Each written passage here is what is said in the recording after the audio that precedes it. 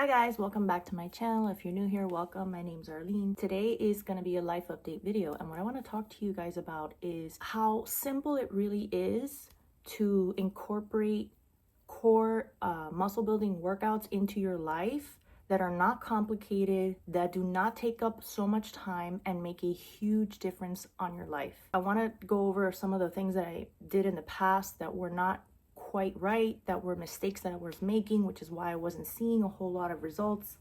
With that said, just a little bit of quick backstory. I'm 42, I'm a mother of two, and in the last 2 months I lost 10 pounds while simultaneously building my muscles. I know because I can see the difference. I didn't just lose 10 pounds of weight overall. That would include muscle and fat and water weight. So for me, it's not about losing weight so much as it was about losing fat and maintaining the muscle that I had, or potentially gaining more. And the whole premises of this, the whole idea behind it, was because I was very tired of being tired. I felt chronically fatigued all the time. As soon as I turned 40, so many things changed. I felt chronically stressed, chronically tired, chronically fatigued, and my body just felt weaker and weaker. And having witnessed my grandmother grow old, and in living in a body that wasn't strong enough to keep up with her goals, her desire, her will, her wanting to live life to the fullest, yet her body held her back. And it just made me realize we're not getting any younger, but we can maintain our strength or get stronger. And that's the only thing that we have on our side.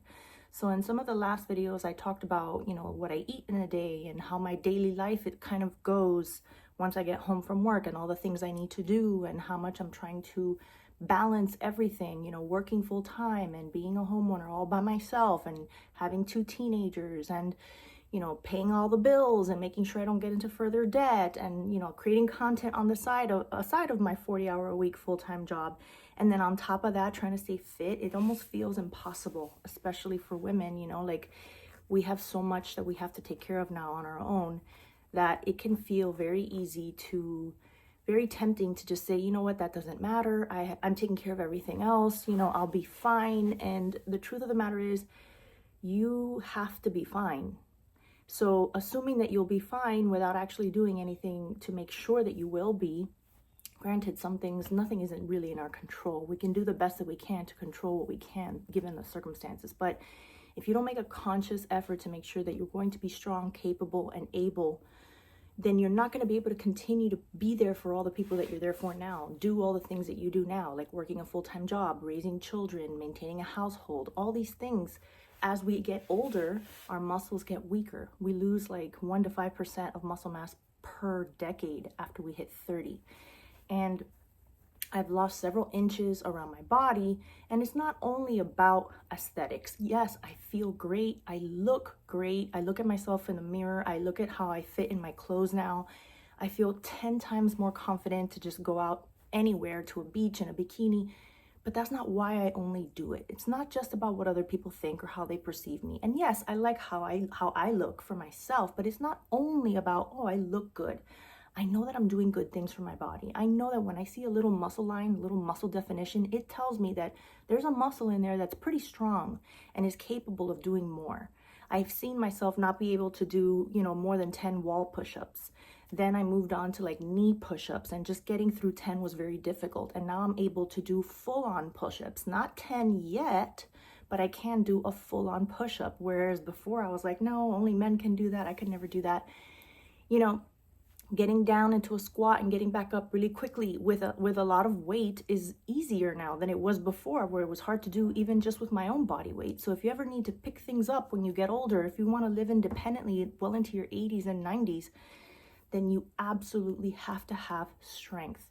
Your muscles, your skeleton, and your ligaments can only support your body so much. You need muscle mass to support your weight, to support your body, and to get around. So what I want to go over with you guys in this video, if you keep watching, you'll see I'm going to demonstrate using some weight how to do the 4 main core exercises. I have a book that I can recommend to you. It's called Thinner, Leaner, Stronger by Michael Matthews. I read this book well over 10 years ago. I've always been in and out of fitness my whole life, in and out, in and out, in and out, while struggling with, being married and having kids. And then the marriage wasn't so great, and it was taking a toll on me. So there were a lot of times where I couldn't focus on my fitness and whatnot. It was like taking a back seat. Going back to school, trying to start a new career as a 30-something-year-old mom of 2 little kids. It was hard, but I always tried to jump back into it anytime life gave me an opportunity, right? Life was like starting to like give me a chance to get back into it. So this book is really good for teaching you the basics, the four main basic compound lifting techniques that you need to know. If you just do these 4 basic exercises 2 to 3 times a week, 3 sets of 10 repetitions, your body will change drastically. If you keep consistent 2 to 3 times a week for 3 months, you will see a humongous change. Now, from here to then, in those 3 months, you've already developed, after 3 months, a habit, right? People don't see change because they don't stay consistent. They don't do the 2 to 3 times a week. They'll do it once this week and then maybe skip next week, then maybe do 3 times the following, and then maybe do it once again the next week. You have to pick a schedule for yourself and be consistent. Ideally, if you could do it 4 times a week, that would be great. 2 upper body days, 2 lower body days. But if you can only do 2 times a week, 2 full body days, 2 times a week, that is a lot. And if you stay consistent every single week, along with the type of eating that I talked about in the last video, give it 2 to 3 months and you will see a huge change. Personally, I work out 4 to 5 days a week because I incorporated it with my everyday routine of driving to work, and I work far, so the driving and the traffic, the distance is a pain in the butt. So I leave extra early so I don't have a whole lot of traffic, and then I work out, take a shower, and then I go to work, which is close by. I also have a child that goes to school all the way down there by my job as well, which is far from our home, so I have to drop her off very early in the morning anyway. So I went ahead and I just decided to be smart and use the time wisely, and it's the best thing I ever did for myself, because now I cannot see myself not going to the gym every single morning before work. The way I see it is like this: if I have an obligation to go to work 5 days a week, I have to show up, be there, clock in, be there for 8 hours to make enough money to pay my bills. I have an obligation just as much to myself to show up to the gym every day, to do at least 20 minutes, because I try to do 30 to 45 minutes a day. But at the very least 20 minutes, if I'm running late, it's better than nothing. Every day, Monday through Friday that I'm going to work, I am going to work on my body, because I'm going to make sure that I'm going to be strong, capable, energized, still feel youthful, and feel good to be able to continue to work, which what may be for the rest of my life, to pay off this mortgage, to pay all my bills regularly so that I can live, to perhaps travel to places that I want to go to. Because if I have to work for a paycheck, I have to work for the body that has to wake up every day to go work for the paycheck, if that makes sense. So I have made a promise to myself. So another thing that I wanted to tell you guys is that motivation is BS. You cannot go based on motivation. You will never transform your body. You will never build your strength. You will never create a consistent, healthy pattern of discipline if you're only going by motivation. I don't feel like going today. I had my period this week. I did not feel like waking up at 5 a.m. on Wednesday. I could have stayed in bed till 6, just gotten up, put on my work clothes, and driven an hour in traffic straight to work and skipped the gym. But I do not skip the gym. The way I see it is, if I have to show up to work, I have to go to the gym first, even if I feel bad. I woke up, I got myself ready, had my little pre-workout, had my coffee. Was my performance in the gym, optimal? No, it really wasn't. It was hard. I was pushing, and there were moments where I felt a little dizzy. I had to go to the locker room and lay down for a minute, and then I felt better, got back up. I did as much as I could, but at least I did what I could. So if you don't have time to go to a gym, but you can buy yourself a couple of dumbbells or a barbell, and if you have a bench, or even if you don't have a bench, they sell these little folding benches. I bought mine on Amazon. I'll link it below. Or you can just do it laying down on the ground. But if you have a bench, ideally for your chest workouts, because what you want is your elbows to be able to go down a little bit past your chest. So you need something to lay on that's elevated where your elbows can come down. But if you only have the floor to work with, there are ways around it. I want to show you, I want to demonstrate for you the 4 core workouts. All you need just to get started. Once you get started, And this alone will make a huge difference. But after you've been involved for like 3 months and you've created a habit and it's become disciplinary, it's not motivation based, you're going to find yourself falling in love with how you feel, falling in love with how you look, and realizing that this is a way of life. This is not just, oh, I'm going to reach my goal weight and then I already reached it. I look great now, so I'm just going to like chill now. No, if you chill now and you stop doing it, you're going to go back to the way you were before. And it's not, remember, if looks don't motivate you, everybody's different, right? Some people, looks motivate them. They love how they look. They want to look lean. They want to look sexy. They want to fit into a certain dress. Great, let that be your motivator. But if looks doesn't motivate you very much, it really doesn't motivate me. I've always been a confident person, whether I've had 10 extra pounds or 10 lesser pounds. Does everybody like to look good? Sure. But I know I have a lot more value to offer than just how I look. And I feel good about myself regardless of how I look. So that's not what motivates me, but I don't judge anyone if that is what motivates them. But the point is that you can't just go by motivation. So if motivation tends to slack, try this out. Or if you're not a person who's motivated by looks, try this out.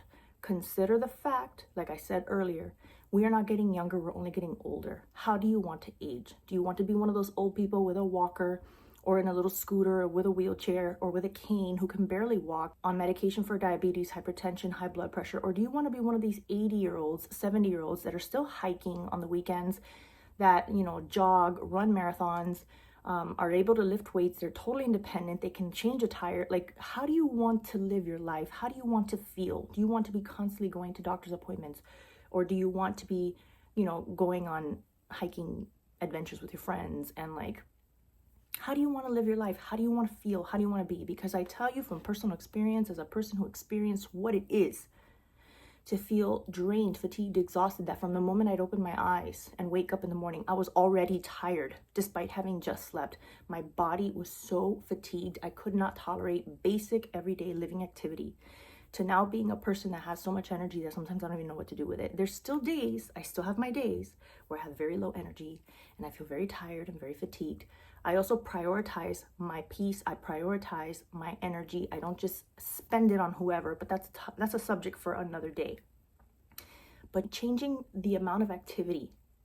And another thing is that there's so many gimmicky workouts out there with little balls and bands and, you know, wobble things and these weight around your head. You don't have to do what I like to call, and what I've seen other people, other influencers called, cardio with weights. You don't have to do that. You don't have to do cardio with weights. These workouts of like F45 and CrossFit, and okay, no offense to the CrossFitters, because they will come after me and chew me up.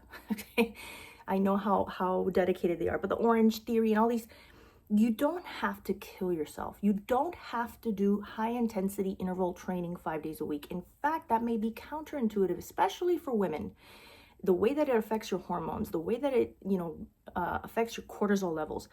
You don't need to fatigue the crap out of yourself to become strong and feel better. Quite the contrary, okay? Burning fat, you want your heart rate to reach between 110 and 120 beats per minute. That's the fat burning zone. When you pass that, now you're in the sugar burning zone. You're burning glycogen. So it actually takes stores of glycogen and sugar that is in your muscles. So sometimes when you're at a certain heart rate, when you're burning at a certain point, you're actually burning through your muscle mass. So like long distance runners, if they're not nourishing constantly, like eating little snacks as they're running, they are burning through their muscle mass. So that's not really burning fat. Yes, you do burn fat as well, but it's a quick way to get skinny fat. Because if you're not in a caloric deficit and you're burning through your muscles, you seem to be dropping weight, you look smaller overall, but you still have the same body fat percentage.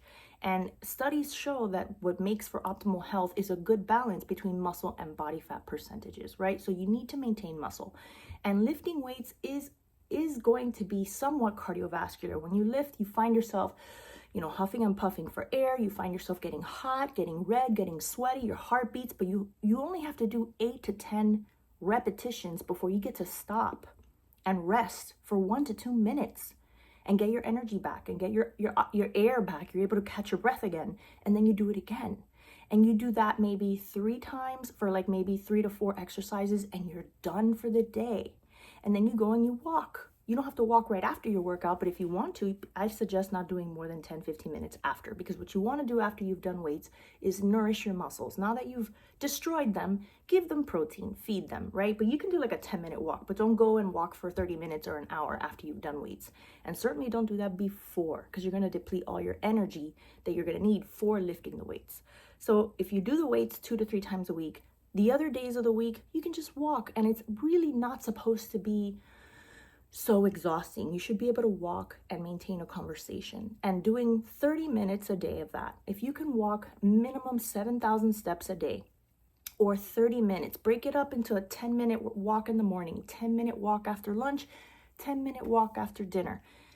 That is more than enough, combined with the way that you're eating. That's it. 2 to 3 heavy lifting sessions per week, 7,000 steps a day, or 30 minutes, maybe 45. If you can do an hour of walking, you can break it up or do it all together. 5 days a week. You can give yourself 2 rest days where you don't really do anything if you don't want to. You are set. You will drop fat. You will gain muscle. You will see your skin change. You will see your energy levels change. You will see your mood change. Everything will get better. So don't fall for all the gimmicky, weird workouts. Be consistent. Do these 4 main workouts. You need to be able to squat.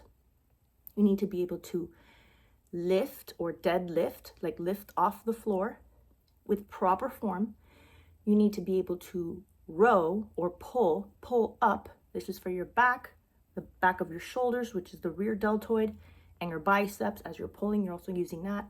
And you need to be able to push. When you push up, right, or you do a bench press, you're using your chest, but you're also, as you push, you're using your triceps and the front part of your shoulders. So just those 4 exercises are working your total whole body. Even if you don't do bicep curls, even if you don't do shoulder presses are great. But if you're doing a chest press and a pull for your row pull workout, you're already working all of the shoulder, the front and the back of the arm, the chest and the back. Those 2 upper body workouts are more than enough. And then you're squatting, you're working your glutes, you're working your quadriceps, you're working your hamstrings. And then when you deadlift, you're also continuing to work glutes, quads, hamstrings, a little bit of your core, a little bit of your lower back. Just those main exercises gets you started. Once you're on that path and you've been doing it, you're going to fall in love with it. You're going to start learning new other exercises that you can do. You're going to start coming up with your own little routine. Just make sure that you always maintain compound exercises, because you're incorporating a bunch of muscles all together, right? Then you're going to be like, okay, let's do, a leg curl. Let's do some calf raises. Let's do some, but you don't want to focus on all those little muscle part workouts until you've already conquered these main core exercises, okay? So let's get into the video, the main portion of the video, where I'm going to demonstrate and show you guys, and I'll be trying to do a voiceover talking over these portions of the video, kind of explaining to you guys what I'm doing, and I'll see you back here. All right, so I'm going to do my very best in my room. I tried to find a good filming spot that had like a all white back area, but it was kind of hard. I kind of have like furniture and little chairs and tables kind of in every corner. So I figured this would be the best place. I have a 40-pound barbell here. You can do this with dumbbells, but my dumbbells are very small. They're like 8 pounds, so it's not gonna do much. I wanna show you first with the barbell, because when you do compound movements, you could start with just your body weight if you want to. If you find it very difficult just to do like a regular squat with your body weight, you can start with body weight. Or you can use small dumbbells, but eventually I want you to graduate up to a barbell, just so you get used to the feel of like squatting with a bell, bench pressing and all that. But let's just start with the very basics, okay? So this is future editing Arlene coming back to say that the book that I recommended is really good for showing you and demonstrating to you on paper exactly how these lifts should look with regards to your form. But there's a little bit of outdated information in which he says that you should only be lifting certain compound movements or certain body part exercises. You should only do them once a week, once every 5 to 7 days, which has since been debunked. In reality, it's once you no longer feel sore, or after 3 to 5 days. So if you're doing a leg day on Monday, you shouldn't do a leg day on Tuesday, because you're gonna probably still be too sore. You could probably do one on Wednesday. I think it's 2 to 5 days. You don't want more than 5 days to pass before you work that muscle group again. Otherwise, you're really going too slow for, you know, the amount of challenge and growth that you can add to those muscles. I usually do, since I work out 5 days a week, I'll do leg day on Monday, and I'll do upper body, like one half of my upper body. For example, upper body could be chest and back, biceps and triceps, right? I feel like all those workouts incorporate shoulders in some capacity, but I always still incorporate a little bit of shoulder. So one day will be an emphasis on chest and triceps, for example, and I'll do a little bit of back and bicep, like maybe one workout for each of those, and then mostly my chest and triceps. Then on another day, I'll do mostly my back and biceps and do a little bit of chest and tricep, maybe one workout. So that way I'm getting almost a complete upper body day. But I do full leg workouts, quads. I try to do full leg. Some days I'll emphasis more on quads, and another day more on glutes. I try to make sure I do a little bit of hamstring every day. I feel like hamstring is one of the least things that people focus on. Everybody wants nice looking quads and glutes, but you can't neglect your hamstrings, right? So I do Monday, Wednesday, and Friday legs, lower body, and Tuesday and Thursday upper body. I try to fit in at the very end, whenever I have time on any given day, some ab workouts. I try to at least do 2 to 3 ab focused, you know, 2 to 3 days where I focus at least 10-15 minutes on my abs, and then I'll just walk for 10 minutes before I go hit the showers. So the only thing in that book that's a little outdated is the idea that you can only lift 1 time per week for every part of your body. That's not necessarily true. You can do 2 to 3 times a week, depending on how quickly you want to grow and change that muscle. There was something else I wanted to mention. Oh, in this particular video, I look incredibly bloated. I'm looking at it now and I'm like, holy crap, I look fat. I look bloated. But I forgot to mention that right before filming this video, about an hour ago, I consumed 3 whole eggs and 1 egg white, a whole, not low fat, not low carb, whole, real, everything bagel with avocado, some jelly, apricot, was it blueberry, like preserved jam, and Greek yogurt, and some iced tea and a cup of coffee. So I look bloated and bigger in the waist than I normally am. I just ate that much food an hour before I decided to film this. I wasn't gonna film this today, but I got inspired. When I woke up this morning before having eaten anything at all, I had a tiny waist. Tiny. From the side, I was much thinner, much smaller looking. Even if I measure with a measuring tape, okay? Food is matter. It is substance. It takes up space. When you eat, it goes into your gut, your stomach, your intestines, and they get bigger, and your body needs to allow room for that. That's normal. As the day progresses, you continue to eat more. So how you look when you first wake up is not the same as how you look at the end of the day. In the night, you process all that food. You pass a lot of gas. You wake up and usually you have to go to the bathroom and you start the process all over again. So had I filmed this before I ate, I probably would have been nearly passing out because I would have been really weak and fatigued and tired, but I would have looked a lot leaner.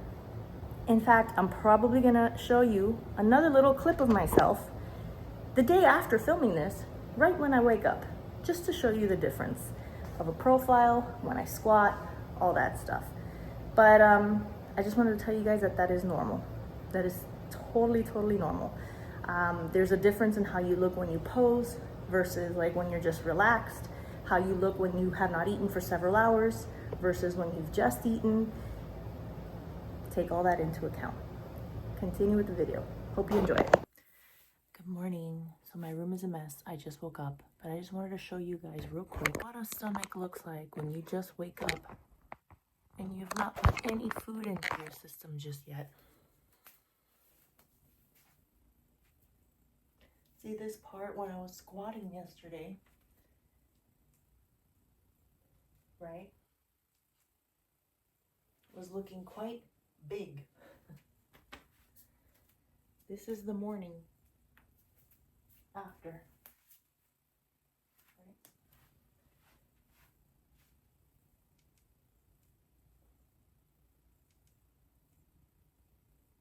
Not sucking it in. If I push it out, That's as much as I can push it out. This is literally just existing. Okay?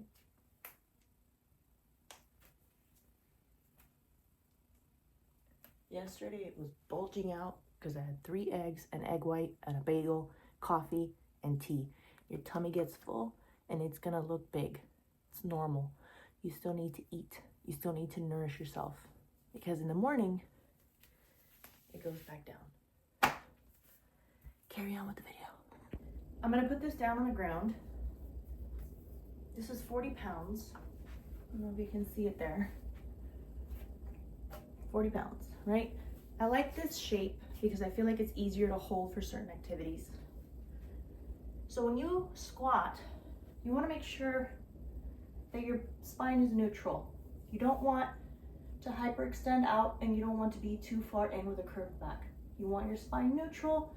You want to try to keep your knees in line with your ankles and toes. When you bend your knees, you don't want your knees to go in, right? You want your knees to stay directly over the toes, as you can see, over the toes. And as you descend, you want to think sitting down. You're going to sit on top of something, and just when you're about to sit, you get back up. So your shoulders usually should stay in line with your knee so that if you're leaning too far back and you try to sit, you're going to fall. If you lean too forward, that's not a squat. So chest up, don't curve your back, and you're going to gently sit down. Keep your knees in line with your shoulders and get back up, right? So this is a normal back squat. Down and up. That's it. Some people like to do front squats. They hold the weight in front of them so that they can lean back slightly with their upper body as opposed to just with their booty to feel it more in the quads. That's a little more advanced. You can get to that at another time. But for now, if you can just do a back squat, you're golden. So some people like to go lower. They call it ass to the grass.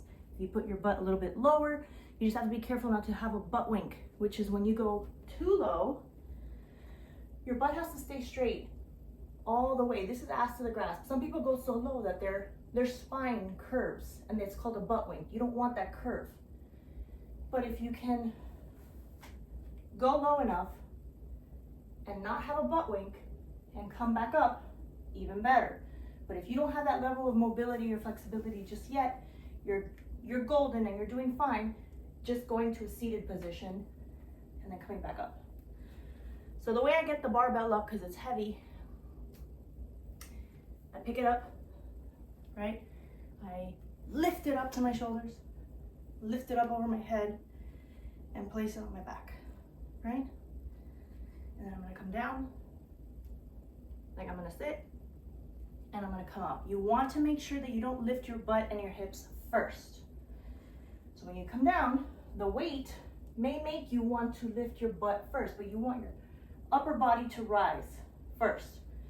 What you don't want to do is have your butt come up first and then your back. You're gonna hurt yourself.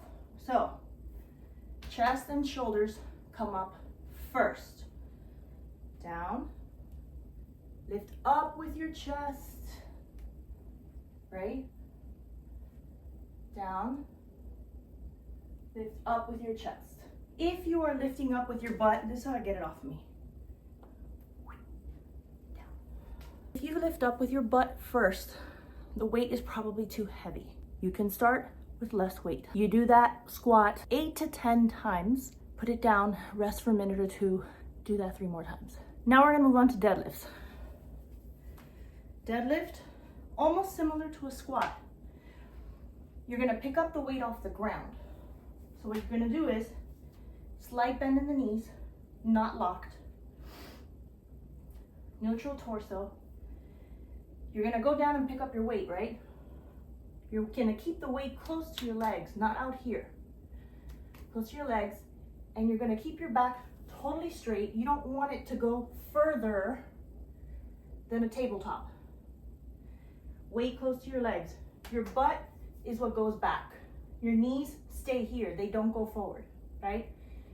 Your butt goes back and you pull up. It's basically a hinge, like a door hinge, right?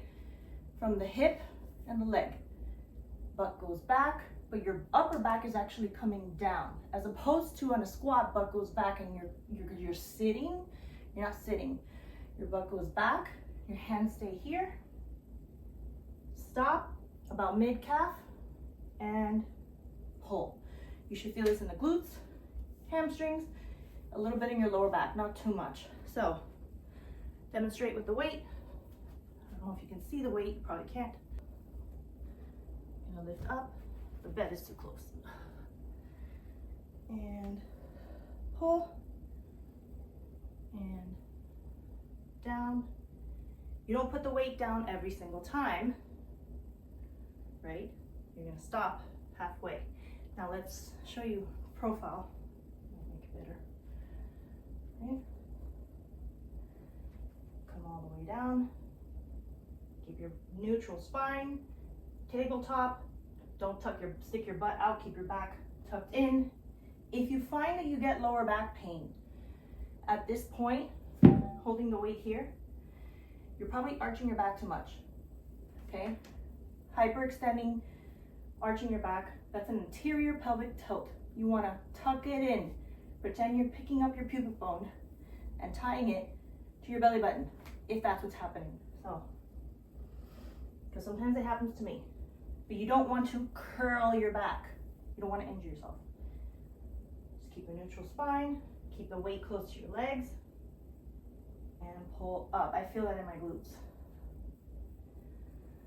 Now, a dead row, almost the same exact position. You want to put the weight a little bit farther, your arms a little bit more open, so that they're shoulder width apart, kind of.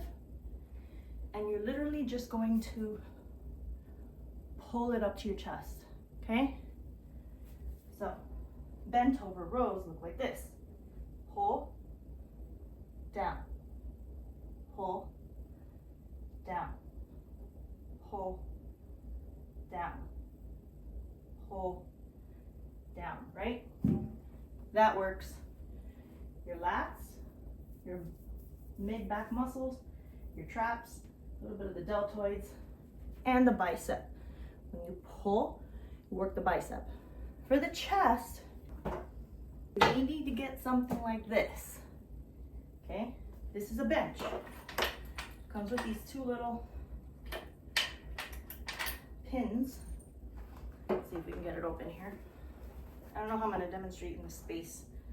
Probably not the best space for this.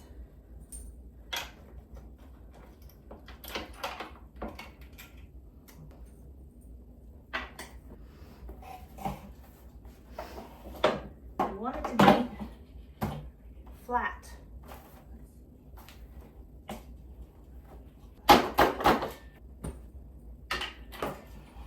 There we go.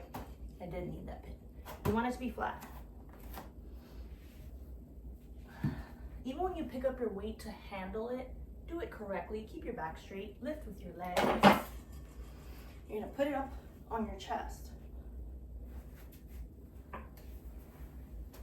You want to have a slight arch in your back, and your scapulas, your shoulders pressed together, and your elbows out to the side, not all the way out and not all the way in, neutral. You're going to lift. 2, 3, 4, all right? How do I get up from here? I put my feet up, I correct my arch, and with momentum, I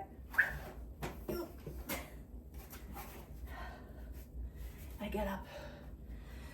And I put the barbell down. Granted, this is a very limited space that I'm working with here, but you can do it with dumbbells. So,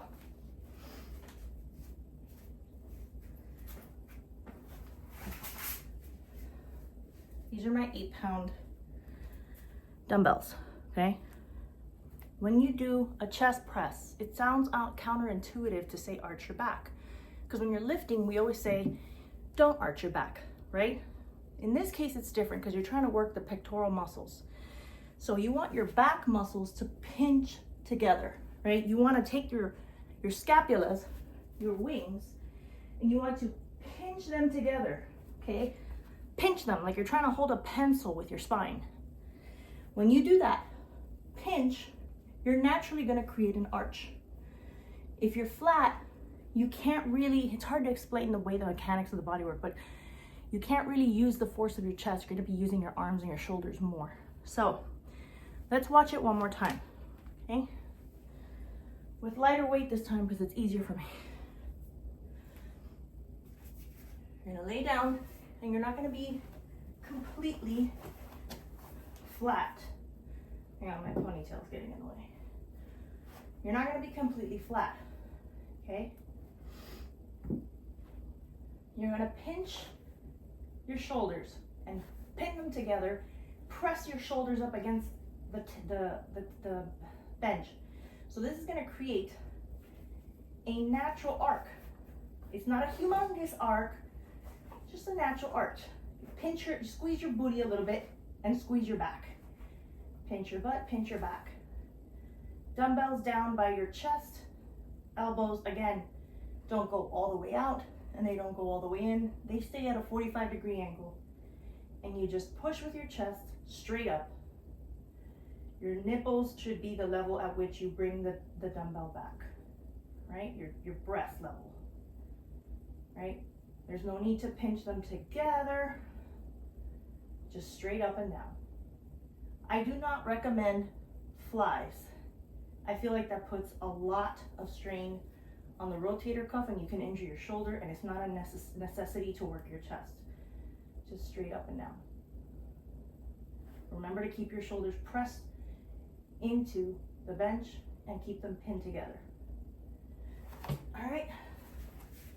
And if you're really set on working your shoulders, you will work them with a chest press, but you can always just do a regular shoulder press. When you shoulder press, you do not want this. You don't want your shoulders and your arms in line with the rest of your body. You actually also want a slight 45-degree angle in front of you, and you're gonna lift straight up, okay? Straight up. But to get started, I don't even think that's necessary. If you squat, if you deadlift, if you dead row, and you bench press 8 to 10 times for 3 sets. So 8 to 10 times of lifting it is called a repetition. 8 to 10 reps or repetitions, and do 3 sets, right, of 8 to 10 repetitions. I recommend pushing your body until you feel that doing the very last repetition is too difficult for you. Like you feel like, wow, I don't know how I got that last one up. If I had to do one more, I couldn't, right? So if you find that you're doing your 8th or your 10th and it's still too easy, chances are the weight is too light for you. So if you don't have heavier weights because you're not in the gym, you're at home, and this is all you have to work with, then I recommend going up in reps. Reps. So if 10 is like, I can keep going, it's not that hard, keep going. See how many it takes before you're like, once the one that you're doing, and let's say you're on the 12th or the 15th or the 20th, is slower than all the rest have been, you're finding it challenging to do it at the same speed, you're slowing down. If it gets to the point where you find yourself halfway up and you're like, I don't think I can go all the way up, I have to stop, that's failure. When you reach failure, you've done a good working set. If you do a set and the first one was just as simple as the last one, that's a warm-up, that's not a set. So you can do a set that is a warm-up, do 10 or 8 or 10 or however many, 15, sometimes I do 20 at lightweight just to warm up my muscle. And I think it's a good thing to warm up first. Then you get started on the work. You're gonna wanna lift the weight, or if you don't have extra weight, you're gonna have to increase the reps. So if 8 is too easy and you don't have higher weight, 10 is too easy, keep going, do 12, do 15, do 16, do 20. Ideally, I would recommend that eventually you do go up in weight. You don't wanna sit there and do 30, 40, 50 repetitions just to reach failure. It does challenge your muscles. Studies have shown that it does challenge your muscles just the same as if you were to do 8 to 10 with a higher weight, you're still going to have some sort of muscle growth. But what happens is that you're going to fatigue your system faster. So there's two different kinds of fatigue, okay? There is muscle fatigue and there is systemic fatigue.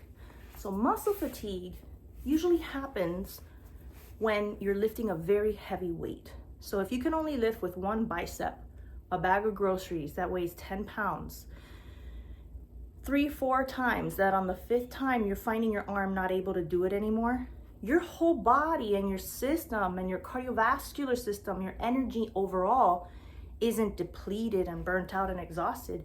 Your bicep is. Your arm is like, ow, can't do that anymore. But if you have a lighter grocery bag that's like 3 pounds, you could probably lift it 100 times before your bicep's like, okay, it's getting tired here. It's burning, yes. But along with that, everything else is burning.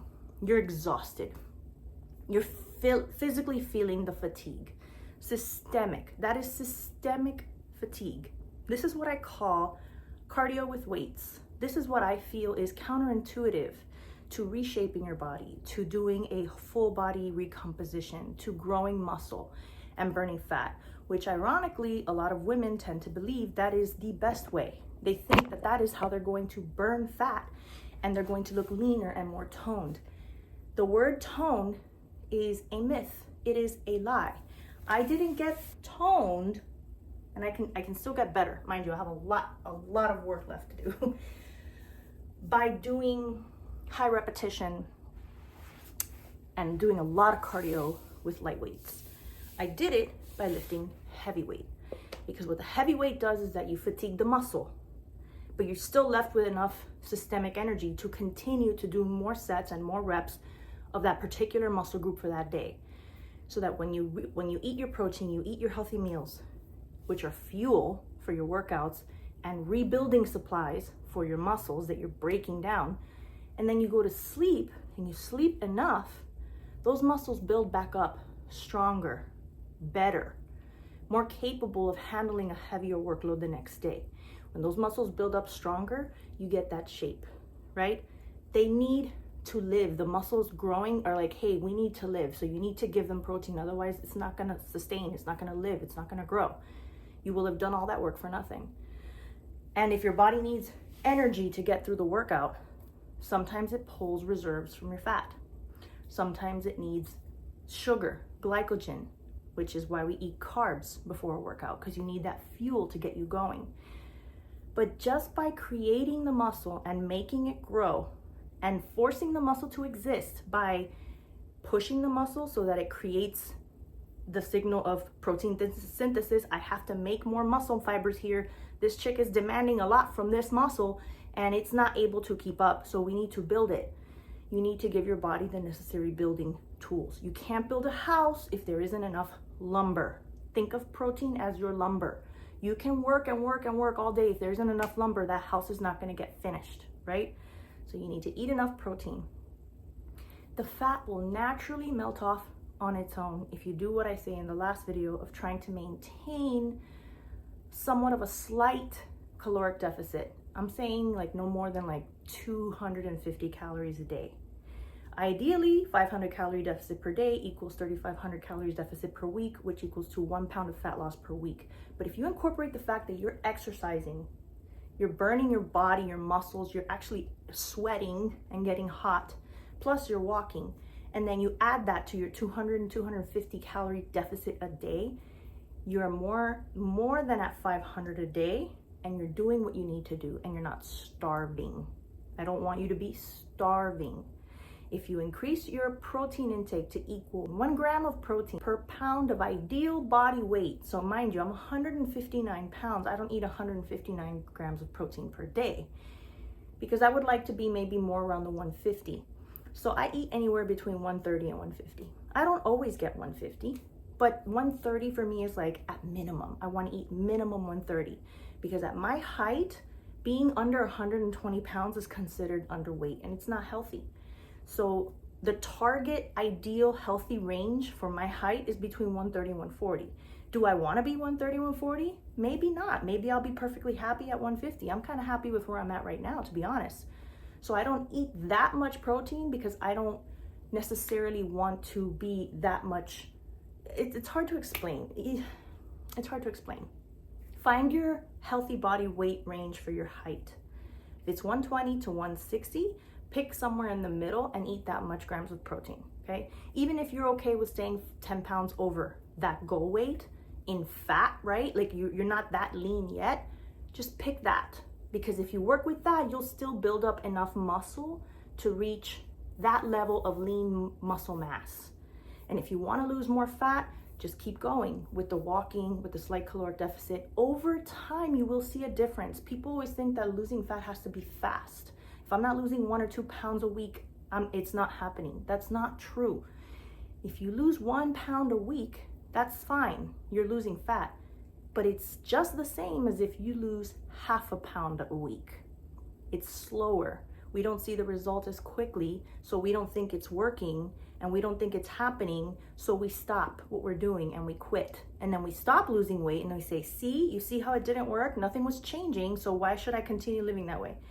If you lose 1 pound per week for 10 weeks, you lost 10 pounds. But if you lose half a pound per week, in 10 weeks, you're only gonna lose 5. But in 20 weeks, you will have lost 10. And that gradual loss is more sustainable and easy to uphold and easy to keep going with. If you just keep your blinders on and keep doing what you're doing, have faith, don't quit, don't give up because you don't see much of a difference. Just know that you're doing it for your health. Track your food, use your food scale, try to stay at 200 calories below your maintenance and do 2 to 3, I recommend 4, 2 upper body days, 2 lower body days, but if you can only do 2, do 2 full body days. Do all 4 of those exercises for 3 sets, repetitions of 8 to 10, or until you reach failure on the last rep. For maybe not the first set, but the second and third set, your very last rep should be difficult, okay? If you do that, you will see changes. You will see results. It doesn't start with how you look first. It starts first with how you feel. You may get skin breakouts at first. That's normal. Your body's getting rid of toxins that have been held inside your visceral fat, inside your liver. Your skin's gonna act up. You're gonna get rashes. You're gonna get pimples. That's normal. Keep going. Eventually, you'll start seeing a glow. Keep going. Eventually, you're gonna start realizing you're sleeping better. Maybe you'll start having some sleep disturbances in the beginning, but eventually you're gonna start sleeping better. Keep going. Drink lots of water and keep going. I recommend, like I said in my last video, taking 5 grams of creatine monohydrate every single day. Doesn't matter what time. It could be in the morning, it could be in the afternoon, it could be with your lunch, it could be dinner. The time is irrelevant. This is not a time of the day based sort of supplement.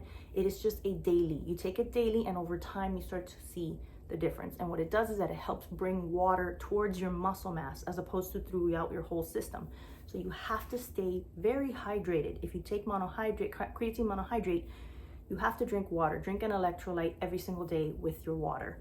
Drink lots and lots of water. You don't want the water to be pulled from other important areas to go to your muscle. Otherwise, that's not really gonna happen. What you're gonna end up doing is bloating and holding water retention in other parts of your body instead of your muscle, because creatine monohydrate wants to bring water to the muscle.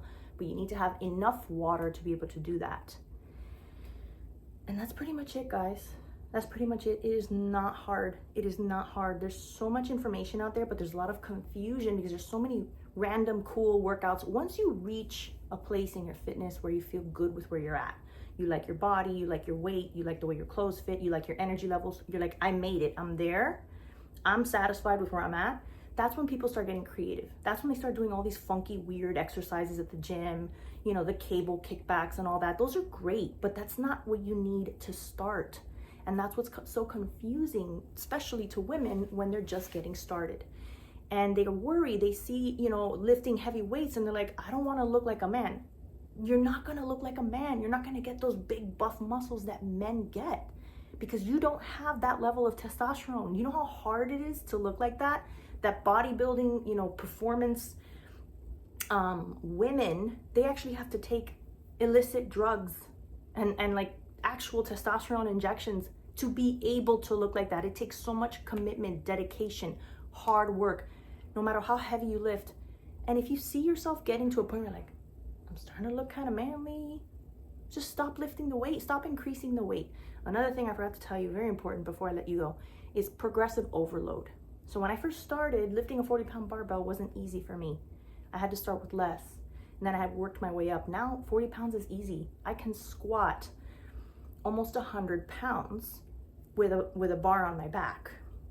If I'm doing a leg press is a lot easier because the bar's not on my back. I have my back resting up against a backrest, a bench, and I'm only using my legs. You can always leg press more weight than you do with a barbell. It's just a universal law. I can do like 200 pounds with a leg press, but I used to not be able to. I started with 90 pounds. I used to squat with 50, 40. I started with the 40, then worked up my way up to 50, then 70, then 90. Now I'm somewhere between like 95 and 100. You do it slowly. So how do you know when you're supposed to increase the weight? When you find that the 8th or the 10th rep is too easy, you would have to do 12, 14, 15. Go back to doing 10, 8 or 10, only increase the weight this time. And when that weight gets too easy, that you're doing 14, 15, 16 repetitions, then you need to go back to doing 8 or 10 and increase the weight again. And you increase it gradually. You add 5 pounds, you add 6 pounds, you add 10 pounds, whatever you can add slowly. If you feel like it's too much, take a little bit off, right? They have these little plates that are 2.5 pounds. So my Smith machine bar weighs 20 pounds. I put, at first I started with 4 10s. So that's 20 and 20, right? So that's 40 pounds. And then I had the bar. So that's 60 pounds. I then ended up putting a 25 and a 25. So that's 50 plus the bar, that's 70 pounds. Eventually I put a 2.5 and a 2.5 in addition to the 25. So that's an extra 5. So that was 75 pounds. Then I added, a 5 pounder and a 5 pounder as opposed to a 2.5, 2.5. So that's an extra 10. So that was 80 pounds. Then I ended up putting the 25, 25 plus a 10 and a 10. That's 90 pounds. So that's where I was last at when I Smith machined my squats. Lately, I've been doing a lot of leg press at 200 pounds. I think next week I'm going to do Smith machine once again, and I'm going to give it a shot with 245s as opposed to a 25 and a 10 and a 25 and a 10, which would be 35. So that's 90 pounds. And then the Smith machine weight is 20 pounds. So that's 110. Might be pushing it. I might have to leave the 25s, the 10s, so that's 35, and then just put in a 5 and a 5. 80, 90, 100. So a 25 on each side, a 10 and a 5. Plus the barbell weight of the Smith machine bar weight of 20 pounds, that's 100. So that might make it challenging for me. I may only be able to do 6. If you can do 6 repetitions, that's the lowest you should go, right? The weight shouldn't be so much weight that you can't do at least 6. If you're doing 3, if you're doing 4, now you're at like, not bodybuilder, what's the word? You're doing powerlifting at that point, which is not really gonna sculpt and change your body all that much. You are getting stronger, but there's not enough repetition for your muscle to really completely change its form. What you're changing is what your muscle can handle, but it's only for 2 to 3 reps. You see those people that just, they lift this super heavy amount of weight and they do it 1 time or 2 times or 3 times. You wanna do at least 6, ideally 8, right? And then 10 is the most that you should be able to do before it gets too difficult to keep going. If you're doing more than 10, increase the weight. If you're not able to do at least 6, lose the weight. That's it for today's video, guys. I will continue to post more about this if you'd like. Let me know, please, down in the comments what you found useful or helpful about this video. What would you like me to further emphasize on for another future video? We can talk about a bunch of other things, not just health and fitness, but I wanted to complete the whole portion of health and fitness with regards to, like, the last video was all about kind of what I eat. And some people said I got the workout down packed, but I need to know how to get more protein in. But I figured there are probably some ladies who don't have the workout portion in, and I just wanted to show you how quick and easy it was. It really is that simple. Squat, deadlift, dead row, and bench press. Do those 4, 10 sets, 10 repetitions for 3 sets of each. Do that 2 to 4 times a week.